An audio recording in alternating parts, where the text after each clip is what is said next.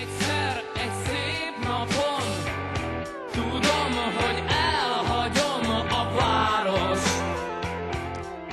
Sokan hagyták el Miskolcot ezen a szép napon, hogy a Diósgyőrnek szurkoljanak az ősi rivális Nyíregyháza otthonában. A kiesés ellen küzdő Spari szurkolói is nagyon készültek, hiszen a Nyíregyházának minden pontra szüksége van a bennmaradáshoz, elkélt hát a fanatikusok biztatása.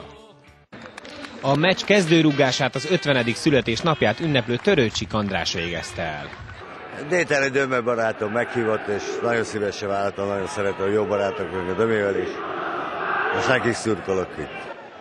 Az első félidő egyetlen említésre méltó eseményes Sipeki kapufája volt, tapogatóztak a csapatok és nyoma sem volt a rangadó hangulatnak.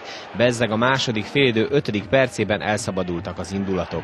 Kenesei Zoltán tört előre, a diósgyőri védők pedig együttes erővel buktatták, 11-eshez jutottak a hazaiak. A büntetőt Laskai végezte el, Kövesfalvi azonban hárított, a kipattanóból Vasas ismételt, 1-0-ra vezetett a Spari.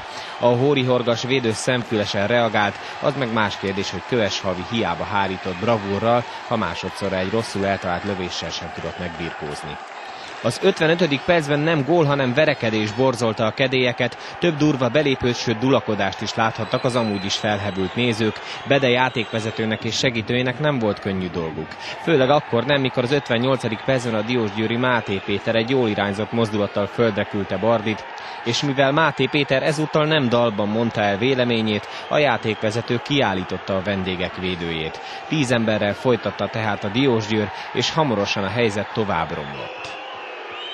Vasas ugyanis közvetlenül a kiállítás után óriási gólt lőtt szabadrugásból, majd egy csodálatos nyíregyházi csürdöngölőt is bemutatott. 2-0 és emberhátrány, ekkor úgy tűnt, a találkozó eldőlt. Vasas lövése csodálatos, Kövesfalvi megmozdulni sem tudott. A 70. percben azonban éledeztek a miskolci remények, egy kósza indításból ugyanis Tisza Tibor szépített, a diósgyőriek gólzsákja tehát ismét betalált, ebben a bajnokságban már 10-szer. A bekapott gól ellenére a Nyíregyháza nem omlott össze, sőt, sorozatosan támadta Kövesfalvi kapuját. Ám hiába dolgoztak ki nagyobbnál nagyobb zicsereket a hazai támadók, mindet elpuskázták, és ez bizony rossz előjel a futballban. Ha ezt Nikolics belőtte volna, akkor minden eldől. A 90. percben azonban egy szöglet után Gáspár fejelt német kapujára, a hálóőr bravúrral hárított ugyan, de a cserekén beállt Sziminik egalizált. 2-2, a 10 emberrel játszó DVTK kiegyenlített. Hiába a Nyíregyházái az egyik legmagasabb védelem, ezúttal ők a ludasak. Gáspár mindenkit lefejelt, Sziminiknek pedig már nem volt nehéz dolga. Padlóra került a Nyíregyháza, na meg egy diósgyőri szurkoló, a végén mégis ő és társai örülhetett, csapata végül megszerezte a döntetlent, figyelembe véve az emberhátrányt, ez jelentős bravúr.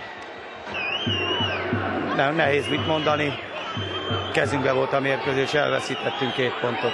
Szerencsére a játékosaimban ismét volt annyi erő, hogy talpra álltak, és egy nagyon nagyszerű bravúrt hajtottak végre, és úgy gondolom, hogy teljesen megérdemelten vittük el végül is 1 pontot. Ezzel nem értem el semmit, hogy 2 gólt rúgtam. Bár nem rúgtam volna egyet, csak nyertünk volna valahogy 1-0-ra.